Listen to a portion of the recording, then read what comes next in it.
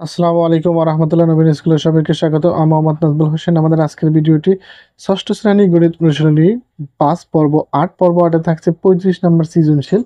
দেখো ইতিপূর্বে কিন্তু আমরা বেশ কয়েকটা পর্ব দিয়েছি। যারা এখনো পর্বগুলো দেখোনি পর্বগুলো দেখে আসতে পারো। আমি মনে করি যে ধারাবাহিকভাবে যদি তোমরা অঙ্কগুলো দেখো তাইলে কিন্তু অঙ্কগুলো ভালো বুঝতে পারবে। প্রথমত যে পাঠ্য বইয়ের অঙ্কগুলো ভালোভাবে প্র্যাকটিস করার পরে যেকোনো সৃজনশীল তোমরা করলে বুঝতে পারবে আশা করি। এখন দেখো যে ৩৫ নং সৃজনশীলে কি রয়েছে? ২৫ নং ৩টি ক্রমিক স্বাভাবিক সংখ্যার যোগফল ২৪। ইতিপূর্বে কিন্তু আমরা এরকম অঙ্কগুলো কিন্তু করে এসেছি। কারণ এগুলা কিন্তু দেখো যে ২৯, ৩০ নম্বর অঙ্ক কিন্তু এইরকম অঙ্ক এগুলো কিন্তু ছিল। দেখো ইতিপূর্বে কিন্তু এরকম অঙ্ক কিন্তু ৩৩ অর্থাৎ তোমার ৩২ এবং ৩৩ নম্বর কিন্তু এরকম অঙ্কগুলোই কিন্তু ছিল। ওই অঙ্ক যারা বুঝতে পারবে তারা আশা করি এটা আরো খুবই ভালো বুঝতে পারবে। এরপর দেখো যে এখানে সবচেয়ে ছোট সংখ্যা যদি x হয় তাহলে অপর দুটি সংখ্যা ওই x এর মাধ্যমে প্রকাশ করতে বলেছে। এখানে কিন্তু একটা ধারাবাহিক যে স্বাভাবিক সংখ্যা আছে, অর্থাৎ একটি সংখ্যা যদি ৯ হয় তাহলে পরবর্তী সংখ্যা কিন্তু ১০, ১১ হবে। যদি ১৪ হয় তাহলে ১৫, ১৬ হবে। ঠিক এরকম কিন্তু সংখ্যা বের করতে বলেছে। এবং দেখো দেওয়া যে তথ্য তার সাহায্যে সংখ্যা ৩টি নির্ণয় করতে বলেছে। এবং y একটি সংখ্যা যার দ্বিগুণ প্রাপ্ত সবচেয়ে ছোট এবং সবচেয়ে বড় সংখ্যা দুটির যোগফল অপেক্ষা ৪ বেশি। অর্থাৎ এটা কিন্তু ক এবং খ অঙ্ক করার পরেই কিন্তু গ নম্বর করতে হবে। তাছাড়া কিন্তু পারা যাবে না। কারণ একটার সাথে কিন্তু আরেকটার লিঙ্ক রয়েছে। এখন দেখো তাহলে ১ম এ আমরা লিখতে পারি দেওয়া আছে সবচেয়ে ছোট সংখ্যা x, এইভাবে কিন্তু শুরু করব আমরা। দেখো তাইলে ১ম এ কি লিখব? দেওয়া আছে সবচেয়ে ছোট সংখ্যা। কারণ এই তথ্যটা কিন্তু আমাদের আগে থেকে কি আছে? দেওয়া আছে। তাইলে কিন্তু মনে করি লেখার প্রয়োজন নেই। দেখো তাইলে ১ম এই কিন্তু লিখে নিলাম সবচেয়ে ছোট সংখ্যা হলো x। তাইলে এখন অপর সংখ্যাগুলো কি, কি? তাইলে অপর সংখ্যা হলো, তাইলে একটা যদি x হয় তাহলে আরেকটা কি হবে? x প্লাস 1 হবে। তার চেয়ে ১ বড়, এবং অপর সংখ্যাটি তার চেয়ে কিন্তু আরো ২ বড় হবে। অর্থাৎ যদি উত্তর বের হয় ৭, তাহলে পরেরটা ৮, তারপরেরটা ৯। ঠিক এরকম।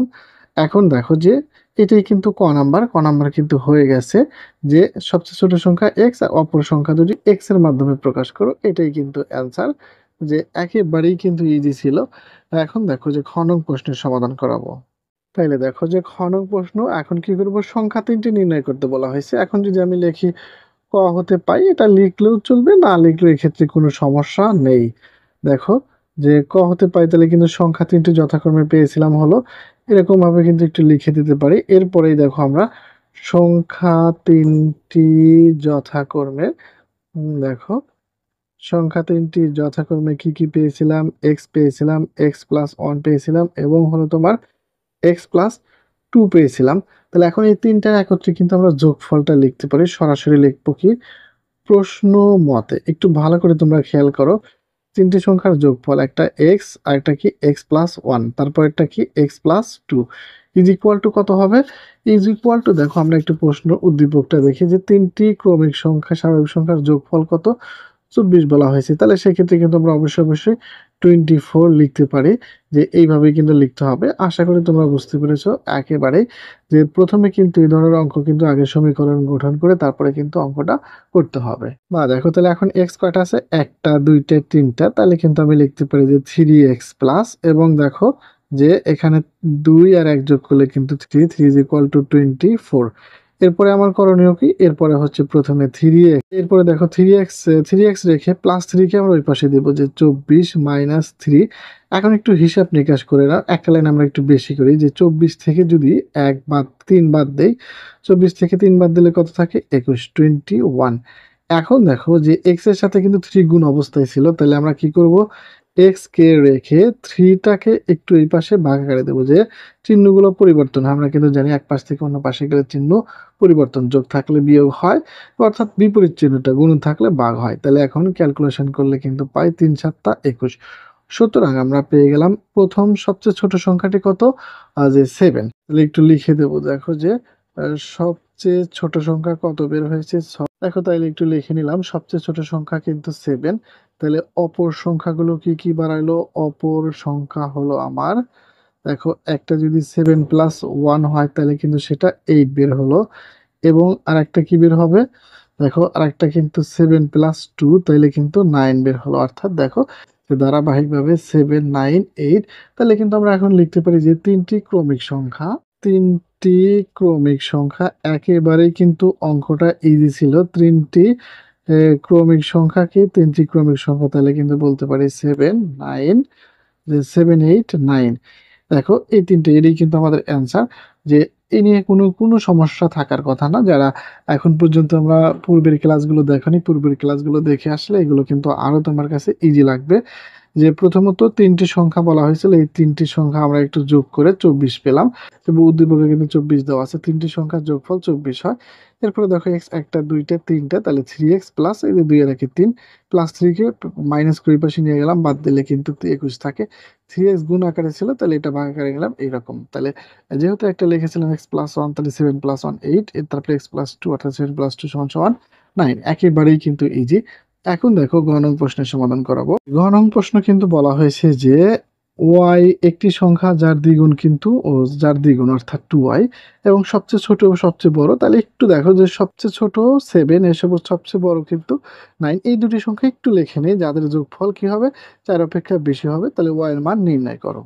দেখো কি লিখবো, খ হতে পাই। তাহলে আমরা কিন্তু একটু লিখতে পারি যে সবচেয়ে বড় সংখ্যা, কি সংখ্যা লিখবো, যে সবচেয়ে বড় সংখ্যা কত পেয়েছি? সবচেয়ে বড় সংখ্যা কিন্তু পেয়েছি 9, আর সবচেয়ে ছোট সংখ্যা কিন্তু আমরা কিন্তু বের করেছি 7। তাইলে এখন দেখো যে প্রশ্ন মতে, একটু প্রশ্ন মতে সাজায় লিখি, প্রশ্ন মতেও লিখতে পারো অথবা তোমরা শর্ত মতেও কিন্তু দিতে পারো। যে প্রথমে আমরা কি লিখবো, যে 2 গুণন y হলো তার দ্বিগুণ, তাহলে 2 গুণন y।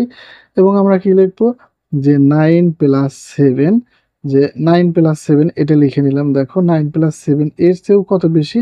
4 বেশি। ব্র্যাকেট না দিলেও কিন্তু কোনো সমস্যা নাই, তাহলে কিন্তু আমরা লিখতে পারি এটা 2y। এবং দেখো যে এখানে কত যুক্ত হলে কিন্তু 16, যে 16 এবং 4 সমান সমান কত হয়? 20। তাহলে একটা লাইন আমরা একটু বেশি করে দেই। দেখো 16 আর 4 কিন্তু 20, 20 হয়। এরপরে দেখো y এর মান বের করতে বলেছে, তাইলে কিন্তু দেখো যে 20 ভাগ 2 গুণ আকারে ছিল, তাহলে এখানে ভাগ আকারে দিলাম। তাইলে কিন্তু দেখো 10 দুগুণা 20। সুতরাং আমরা y সমান সমান কত পেলাম? 10 পেলাম। এটাই কিন্তু আমাদের অ্যান্সার। যে আশা করি বুঝতে পেরেছো y এর মান। একেবারেই কিন্তু সৃজনশীলটা কিন্তু খুবই ইজি ছিল। তবে কিন্তু তোমাদের এই ভিডিওতে আমি আবার একটু বলে যাচ্ছি যে আমাদের 34 নাম্বার অঙ্ক কিন্তু একটু 3 স্টার। তোমরা যারা ভিডিও দেখোনি, যে পর্ব কিন্তু সাথেই কিন্তু এটা রয়েছে যে 34 নাম্বার থেকে একটু বার্ষিক বা অর্ধবার্ষিক পরীক্ষা আসার সম্ভাবনা রয়েছে। তাহলে এইটা তোমরা কিন্তু অবশ্যই ওই সৃজনশীলটি প্র্যাকটিস করবে। এরকম সহজ গাইডে যতগুলো সৃজনশীল আছে 34-এর মতো, 35-এর মতো সবগুলো সৃজনশীল একটু প্র্যাকটিস করবে। অবশ্যই তোমরা বার্ষিক পরীক্ষায়, এই অধ্যায়টা বার্ষিক পরীক্ষার সিলেবাসের ক্ষেত্রে বেশি থাকে। বার্ষিক পরীক্ষায় অবশ্যই তোমরা একটা অ্যান্সার করতে পারবে। দেখো এটাই কিন্তু যে 5 পয়েন্ট, এটাই কিন্তু আমাদের পর্ব শেষ। এরপরে আমরা আবার একটু ধারাবাহিকভাবে ভিডিওগুলো দিতে থাকবো। পরবর্তী ভিডিওগুলো পেতে সাবস্ক্রাইব করে আমাদের সাথেই থাকো। আল্লাহ হাফেজ।